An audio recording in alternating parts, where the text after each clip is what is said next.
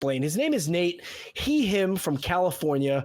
Are you agnostic toward deistic gods? I think my answer is no, but I'm going to pull up Nate anyway and allow him to explain. So Nate, good afternoon. I think it's afternoon in California.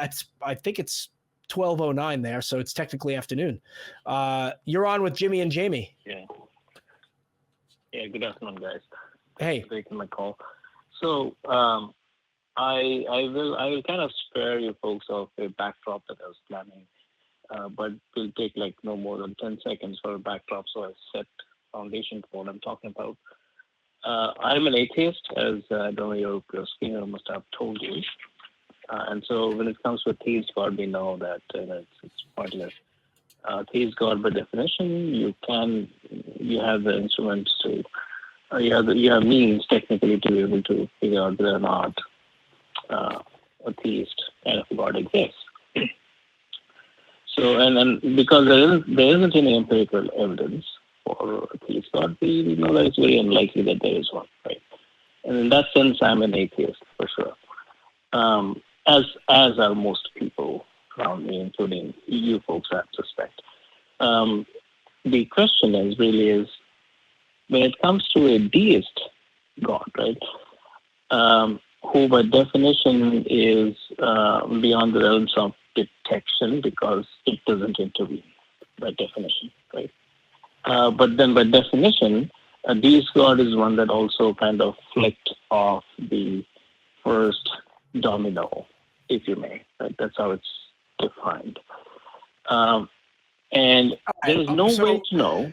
Nate, I'm gonna stop you right there, and I want to summarize something very important that I just heard, and then I want to kick it to Jamie to see what he thinks about what you've said so far and kind of my synopsis, because maybe I'm wrong, but I want to get his thoughts on it so far. So you say that the deistic God would have had to hit the first domino, right? So right there, I would say not deistic. No. I don't know. If you touch the domino, no, that's not what I'm saying. What was it that you said?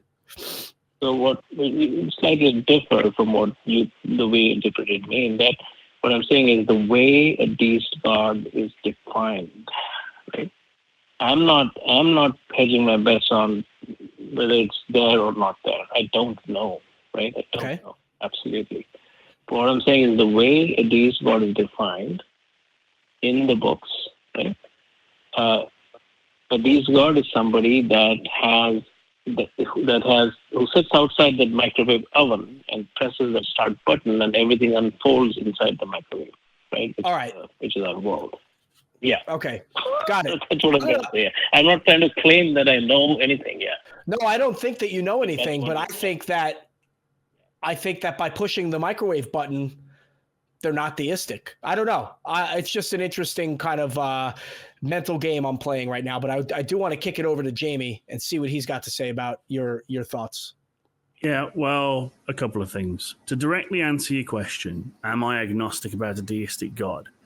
Well, the agnosticism is about knowledge, and that there's no way to... it's Jamie. I'm very sorry. I'm not. That really don't mean to interrupt you, but that's not the question I asked at all. I don't know how that is being. That it's okay. Well, what question do you have? Yeah. What is your actual question, please? The question. Yeah. Thank you. So the question I really have is, I just want to validate the veracity of how I'm thinking, right? So I'm thinking that if someone has to absolutely kind of figure out what their stand is on a deist God, I'm thinking it makes sense to say that I'm very purely underlined agnostic about a deist God. I'm exactly as unsure as its existence as I am unsure of its non-existence, which means I need to be right in the middle of that agnosticism meter to say, oh, really, because I just cannot decipher. It makes sense for me to say I'm a 50-50 on it. Well, I would say that's the right way of thinking of it.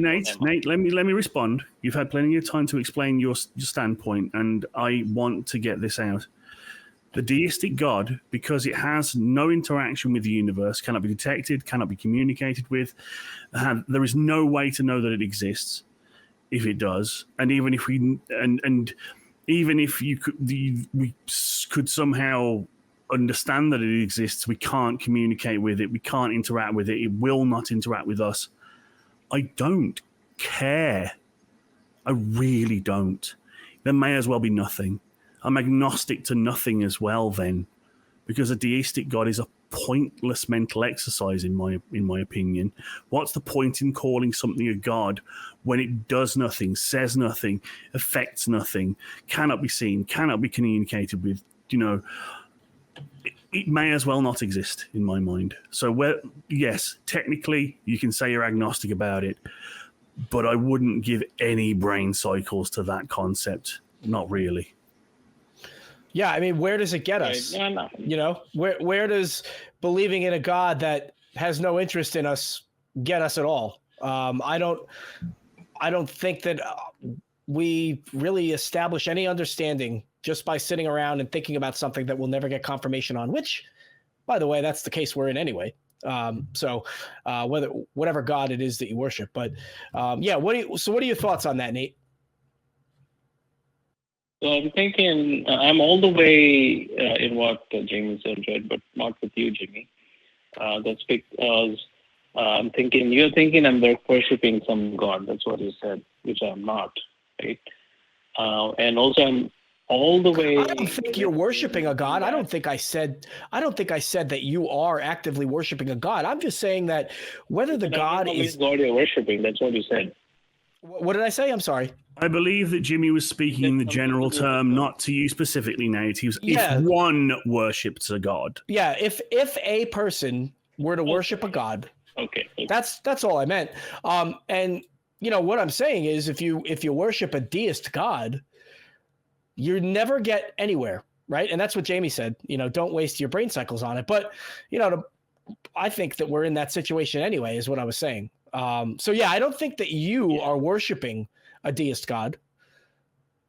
Yeah, I'm not. Okay. So what I'm trying to ask you is that I know that it is a pointless exercise wondering whether or not a God exists, a deist God exists, right? It's really a pointless exercise. All the way with you on that. What I'm trying to ask is that if I have to then simply take it's a mental exercise. So it's purely a mental exercise. Because I have no access to this God or being able to do anything with it, or it won't do anything with me forever, and I have to figure out what my stand is on that, wouldn't it make sense to say, I just don't know in that, so I'm just 50-50. I don't know whether it exists or not. So it could or couldn't. Is that the right way to look at it? Is the question. I don't think so, because the fact that something is so undetectable and cannot be proven to be correct, and therefore may as well be incorrect. So I am an empiricist. I am a skeptic. I only believe things when they are evidenced. And so while I am technically agnostic on many subjects and many gods, I am going to sway to, yes, it is possible this thing exists. Is it probable or likely? No.